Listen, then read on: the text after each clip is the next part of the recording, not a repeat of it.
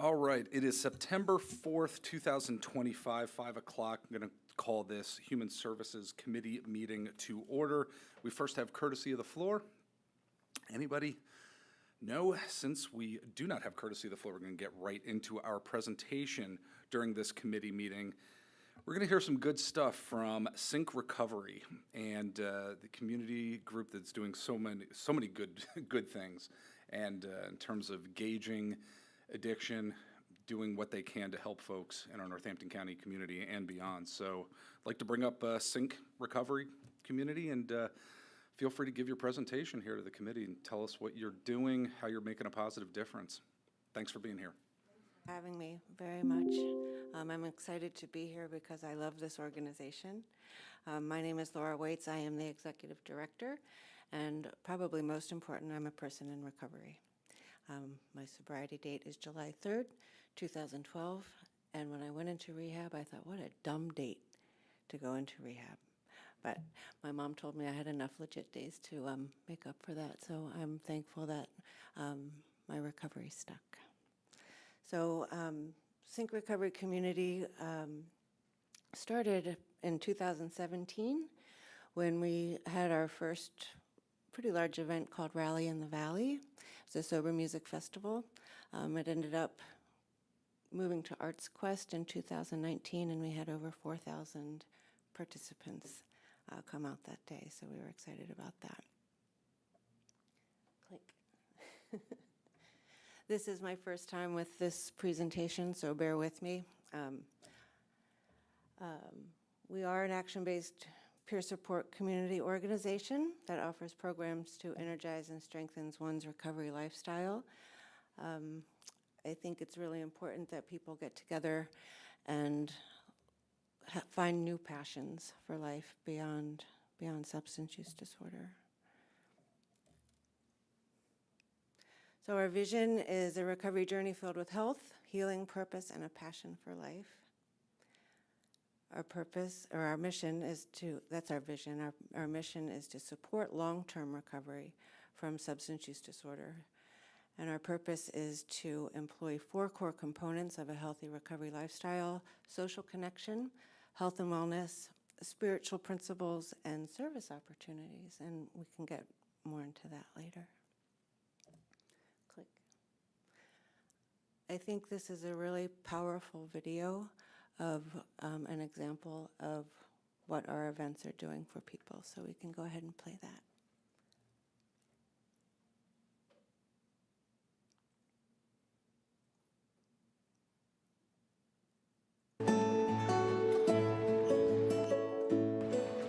One step at a time, they climb.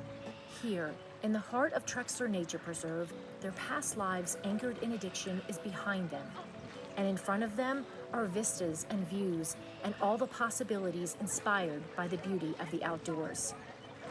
They say nature is part of your recovery, so that's what I'm working on.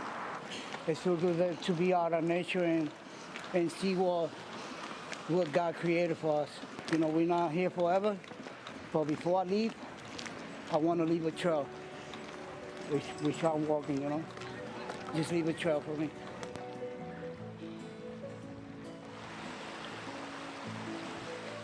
Laura Waits and Per Hagen have walked in their shoes, journeying up this mountain and journeying through the post-addiction struggle to find joy and adventure in sobriety. Because on the other side, they know the view is so much better. I started doing this because I love the outdoors and it was like my passion, and to see other people come alive, it's just like, it gives me chills. We're surrounded by people, like-minded people, you know? I know what it's like. Yeah, addiction takes you to the depths of despair, like Hopeless. hopeless. Right? Like you can't even describe it if you haven't been there, but it's like an empty void, just hopeless. Yeah. Nothing left. Nope. And so this brings hope. Hope. Life here on this planet is short, so I have to take advantage of it and not waste it. Like, because we've done stuff together in active addiction, and now we're doing this, and we're present, like we're here, and we're gonna remember it because we're sober. So, yeah, it's pretty cool. We've got our relationship back. It's awesome. Yeah. It's awesome. I can remember being in treatment, and my psychiatrist said, "What are you going to do for fun when you get out?"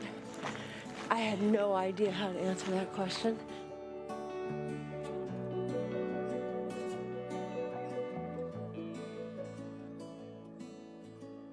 I haven't had a drink or any drugs in over 10 years now, and my life's freaking amazing, you know? Like, this is what I do for a living. Like, how amazing is this, right?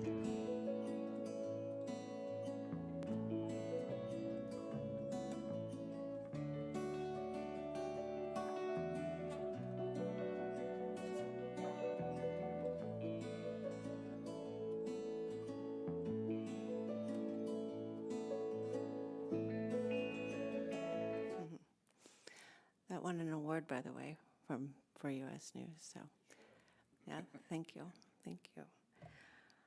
Okay, next.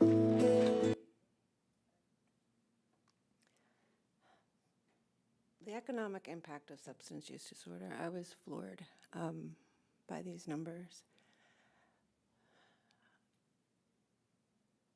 The Center for Disease, or the Center for Disease Control, in 2017 estimated these costs per person per year. And as you can see there, it brings a tremendous burden on our communities, both all in healthcare, the justice system, and lost productivity for our employers.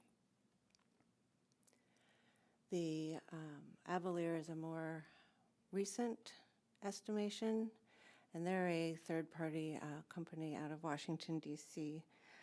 that consults for strategy, policy, and data analysis, and life sciences, health plans, providers, government agency, and industry associations. So next slide. So for Northampton County, for 1,000 residents with substance use disorder, and by the way, there's 991 individuals who are receiving Medicaid, who identify as someone with substance use disorder. 384 of those individuals have opioid use disorder. That cost to me is staggering. I want to thank Northampton County Drug and Alcohol for offering us a contract to work in your county. It started in 2020 when COVID hit, and you took an interest in providing services for your residents because we were doing things outside. And I can remember going to different events and making sure that we were all standing 6 feet apart. And really happy we don't have to do that anymore, but really this county is where our growth started, so thank you. In the past years, we've had a contract for $90,000. Our total budget is $125,000. So to break that down per person, it's what, just $1,025 per person per year, compared to what you just saw. I think the biggest message that this organization wants to get out is the revolving door. People are in and out of treatment, in and out of treatment, in and out of treatment, and it just costs more money, and it costs the community, not to mention the individual and their families and their employers. The stress of substance use disorder is, like the video said, you just can't describe it. So if we can help people not have to go through that revolving door anymore, it would be a wonderful thing. And really quick, if I interrupt, because I'm wondering and have been thinking about for quite some time as it pertains to addiction, and it pertains to the revolving door that you're talking about. I wonder what preventative care looks like in the addiction community as we continue to progress. Mm-hmm. What does it actually look like? I mean, there's preventative care technically when it comes to, you know, orthopedics, or there's preventative care when it comes to heart issues. I'm not going to make believe that I know about this medical stuff. We have a professional nurse right here next to me. I don't want to pretend that I know about a lot of this stuff, but it seems that we are constantly reactive all the time within this society that we live in, when we should be preventing health-based issues from occurring. You put those staggering figures up in terms of how much money we are spending in terms of that reaction. And I wonder, and I don't mean to go on a diatribe here, but what does preventative care look like in terms of addiction? Do you have any thoughts on that? I do have some thoughts on that. I think we talk about prevention early on, so people aren't interested in starting to use drugs and alcohol as an option. But then I feel like what SYNC does is we prevent the recurrence of symptoms. We prevent relapse. And I think there's a lot of organizations out there and a lot of ways that help with that, with preventing use again. Having stable housing for people. Recovery homes, I think, is really important. Transportation is really important. And 12-step programs are important, but not everybody follows that pathway. So what we're doing is trying to, and we'll go more into that, apply 4 core components where people can come together peer-to-peer and practice self-care, connection, health and wellness principles. It's just, I think that is one of the ways that we can prevent the revolving door. I think it needs to start early too, probably within our school system. I was heartened when I was at my kids' open house yesterday. They just went into high school, and their health class and their health teacher was talking about a lot of emotional-based and mental health-based preventative steps that they're being taught in school. And I think it's a real solid foundation that they're being taught in school, but there wasn't anything with regard to substance abuse or anything along those lines.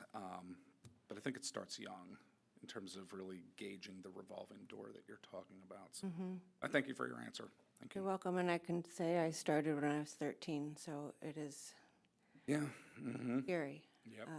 I continued that path for 30 years, so it's something. Sorry to interrupt the presentation. No, here. no worries. Feel free to keep moving forward. And I do think kids need to understand even their brain chemistry. Like if they're alone, their brain chemistry is one thing. If they are social, it comes up a bit. If they're playing a sport, it comes up a bit. So, but then once you get high, it's hard to get back to there, even with the normal everyday fun things. It's just, you don't get that. So, anyhow. Okay. I just wanted to, I'm not going to read these to you, but peer-driven recovery support services, I'll read this one because it's short, are founded on a recovery-oriented model that focuses on mutual relationships, collaboration, individual strength, skills development, personal choice, and community integration. And all of those components are part of what SYNC is doing in our communities. And we can move on.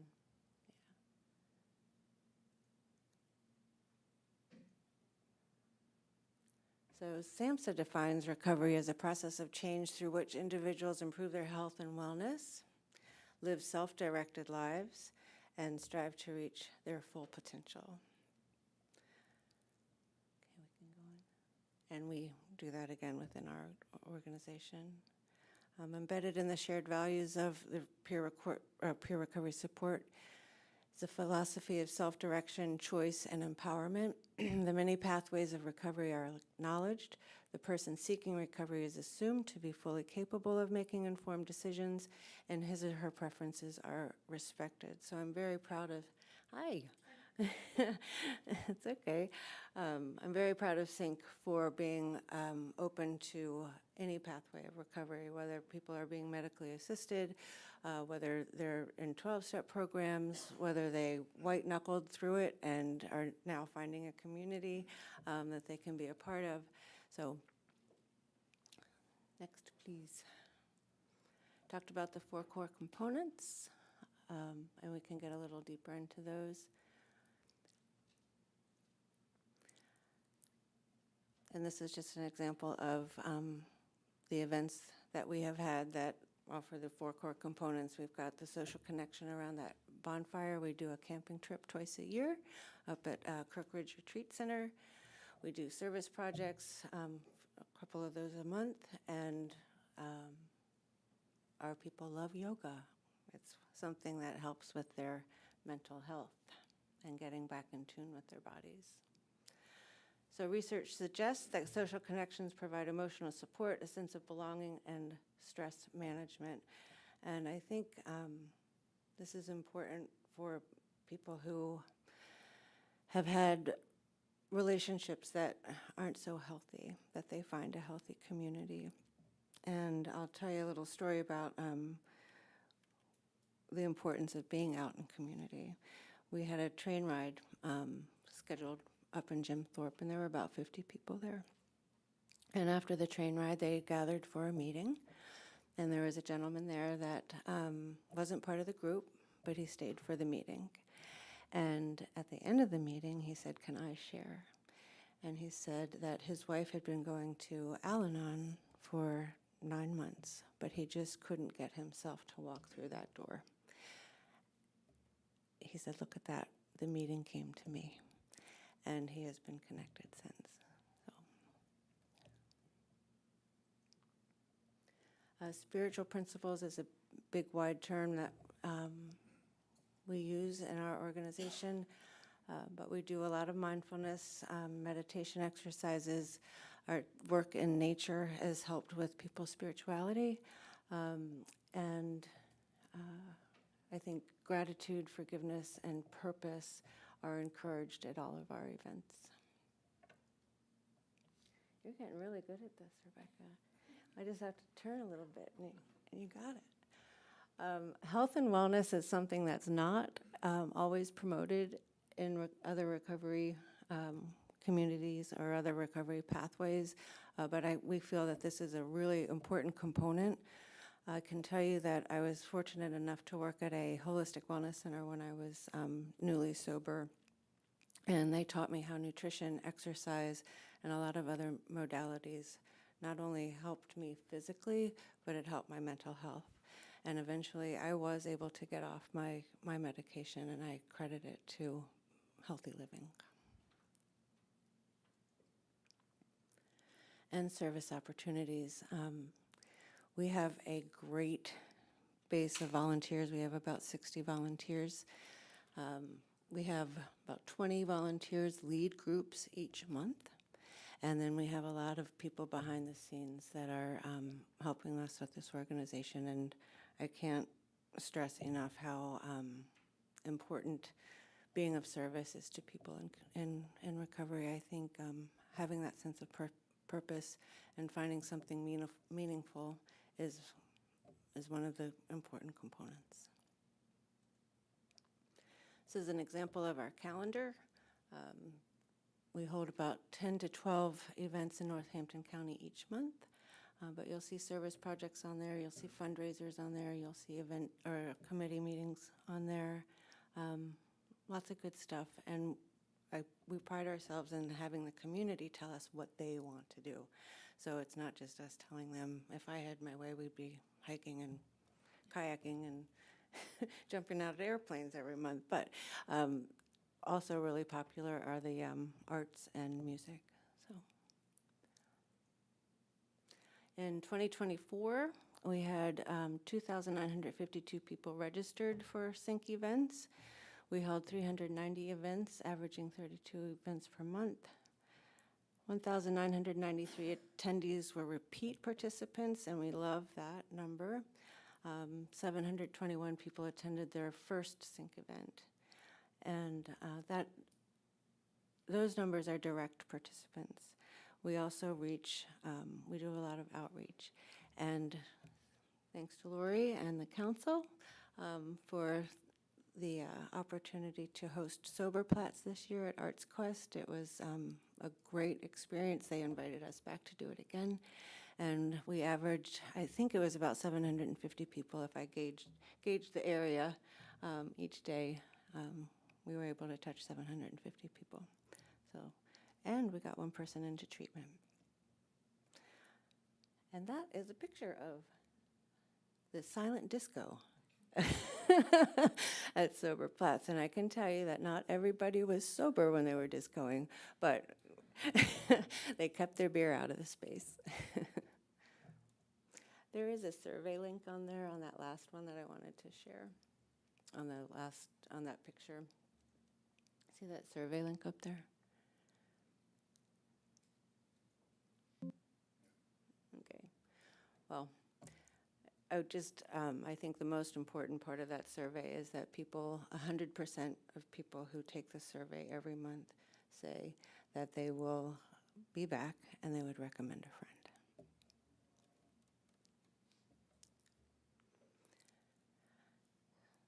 So it's important to offer our participants things that they can look forward to and use in real life. We do CPR and first aid, wilderness survival and wilderness first aid, hiking guide training, mindfulness training, like yoga instructors, and also the benefits of art and music for recovery training. And this helps our facilitators be even better facilitators. So they're understanding why these things are important to our recovery. And then for personal growth, recovery enhancement, it enhances the resume to volunteer, and they're learning new skills when they're working behind the scenes with us. So let me just take a look at my notes. I think that was about it. Oh, I did not say that we participate in the Save a Life Day. We are a recognized entity with the state of Pennsylvania to distribute naloxone and other prevention supplies. And so that puts us in in front of a lot of people as well.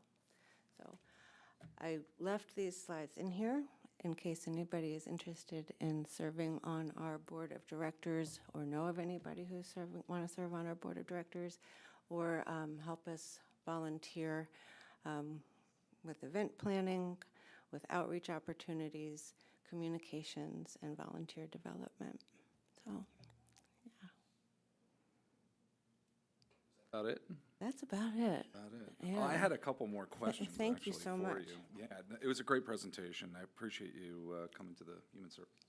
Thank you. You said you had 238 volunteers. How does that happen? Where do you get the volunteers from? Do they just come, or do you do outreach to obtain those volunteers? It's a decent number, quite frankly. It is a decent number. So how do you go back in them? We, people just are attracted to what we're doing. We don't do a whole lot of promotion, but people ask when they go to different events, how can they help? They just want to be a part of it. And so that 238 is for the year. And it's about 20 a month, like I said, that participate and run the events. So it's law of attraction. Okay, sounds good. The other question I had too was more, I mean, we had some individuals from the Hope Center here recently talking about the good work that they've been doing too. And in terms of reflecting on that and thinking about this community in general, there are so many individuals who have substance abuse as part of their life, and they've gone through recovery, but their identity is kind of their recovery and the Yes. substance abuse itself, which I've always found to be rather kind of tragic in a way, because we are more than just various parts of ourselves. We are whole human beings. And not to sound too hokey, but how do we begin, in your opinion, as somebody who has been through recovery, how do we begin to get out from under that? How do we begin to let folks know that individuals who have gone through recovery and are still in recovery that they are more than just that. Do you have any thoughts on that? Yeah, and that's a really, really good question. I really appreciate that question. It's very thoughtful. I think that once people start finding, again, their passion for life and what they're passionate about, they start connecting with others that are passionate about the same thing. So, for example, one of our participants she did a Couch to 5K. It was a series of training, and then she ran a 5K. And then she started participating in a lot of 5Ks, and then she went to a 10K, and then that became her community. So I think it's once we start introducing people to different things that they like, enjoy, and can get passionate about, that just sort of, it's important to stay with people in recovery just so you don't forget. Right. Yeah. But it's also, you can start spinning off into other areas where you can find community other than recovery. Well, I think this was very beneficial. Does anybody have any questions before we? There you go. Yeah. Sorry for being late. I had a patient that That's left for okay, college Lori. today. It's good. It's good stuff. I miss the configuration though. Like I know what you do anecdotally, but you have a board, right? And do Yes. you have an office, and where's your office based? We don't have a particular office because we meet people out in the community. We do have space up at Kirkridge Retreat Center where we can work out of, and we do a lot of meeting up there, meet and then head out and do our thing. And did you speak about funding? And again, I apologize if you already did this, but That's okay. I can't flip back on the screen to see what we did. We're not that technologically great yet. We talked about the humongous cost of what substance use disorder places on our community as far as healthcare, the justice system, and productivity. I think it was something like 718 million per year. And we broke that down per 1,000 people. And then our budget for Northampton County is $125,000. In the past, we've gotten $90,000. And so there's hopefully if we don't, I think you probably missed the revolving door part too, but if we could stop people from going in and out of that revolving door and keep people in recovery, there's a huge money savings there. Just because of the state of the union where we are at this point, we are struggling for funding in this area, in this county, actually. And so our board member, grant writer Patrick Hockenberry, who facilitated this meeting, so thank you, Patrick, is working hard at trying to find other sources. But if there's anything that the county can do to help us, it would be greatly I'm appreciated. going to ask him to come up in a minute. Oh, okay. In a minute, after everybody's Okay. done. All right. No, I just appreciate all the work that you do, and I know people that take advantage of your services. And I'm making the assumption that you are here treating mostly the person who is affected.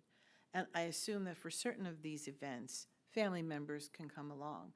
But has there been any kind of extension or request for extension for, Al-Anon members or even Alateen, Alatot members, I mean, I realize you can't do all things for all people, but have there been requests for those kinds of events? Because we know it's a family disease, Yeah, right? It's not yeah. a single disease. For sure, and we encourage family members and friends to come to any of our events. They're open to everyone. So we're not saying, oh, you can't come. And even young children, we just ask that they are supervised at all times by their parent or guardian. And it is really fun to see when parents or children discover each other in a different kind of way outside of their substance use. Like, Johnny, I didn't know you liked to fish, or, Mom, I didn't know you could hike like that, or whatever. But it's a really good connection time for them. So we encourage families for sure. And I just want to say personally, thank you to you for all the work you and your team did at Sober Plots, and even just the willingness to pick it up when we thought it was going to be sunk, because, Aw. you know, you're It dealing was with our people in pleasure. recovery, so stuff happens, right? But it was a beautiful space, and the fact that you actually got somebody into treatment, I know that's not what it was intended to do, but, you know, hopefully they'll be back volunteering for you next year. Yeah, that would but- be fantastic. Ooh, it just gave me the chills. I Lori. know. Well, thank you for the opportunity. It's, I'm excited to see what we do next year. Thank you. Does anybody else have any questions, real quick? If it's all right, Mr. Hockenberry, I'd like for you to come up real quick. You're a board member.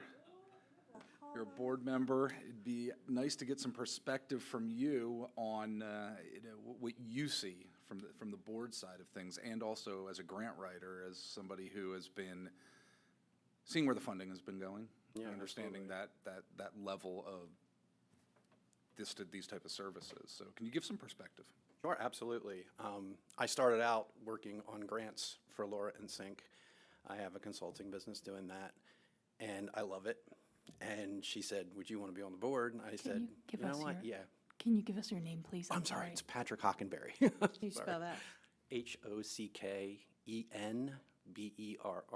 Thank you. Yep. So she said, "Would you like to be on the board?" And I said, "Yeah, absolutely. I think that's something I would love to do." What attracts me is the same thing that attracts everybody, is, as Laura said, it's a magnetic thing. You know, I think we're used to, as a society, and I know I'm learning a ton since I've been there. I think we're used to, as a society, kind of putting people with substance use disorder, you know, behind closed doors, or saying, you know, you're on your own. Like, once you get sober, you know, don't talk about it anymore. We're not gonna, it's not a part of you, like Jeff said. But when you bring people together in community and they share, this is what worked for me, in addition to this is what I love to do, and they share joy, you know, that's really the healing power of this. And I've seen it firsthand, and I'm hooked. You know, I love being part of the board. I think the challenge financially, to your point, is everybody who's a nonprofit is looking for money. You know this. Grants to foundations, state, everybody is low on funds. And we've suffered from it, but at the same time, we've been resilient, and we just keep going for more and more, and say, just so we can complete our mission. You know, in Bucks County, like Northampton County, we doubled the number of people in Sync in a year. And that's from 600 to 1,200. You know, we're going from, you know, a couple hundred people in Northampton County a few years ago to 1,000 people now. You know, it is working. People are staying. People want this. They're hungry for it. And guess what? They're not in rehab anymore. You know, this is their rehab. They have other things that they can go to, and medical assistance, Al-Anon, Alcoholics Anonymous, all those types of things are available to them. But this is something else. It's inexpensive, and it works. You know, and that's what, I'm only on one board. I work for a lot of nonprofits, but I'm only on one board, and that's Sync. Thanks for your perspective. Appreciate it. Thank you. Does anybody else from the committee or just here on the dais have anything?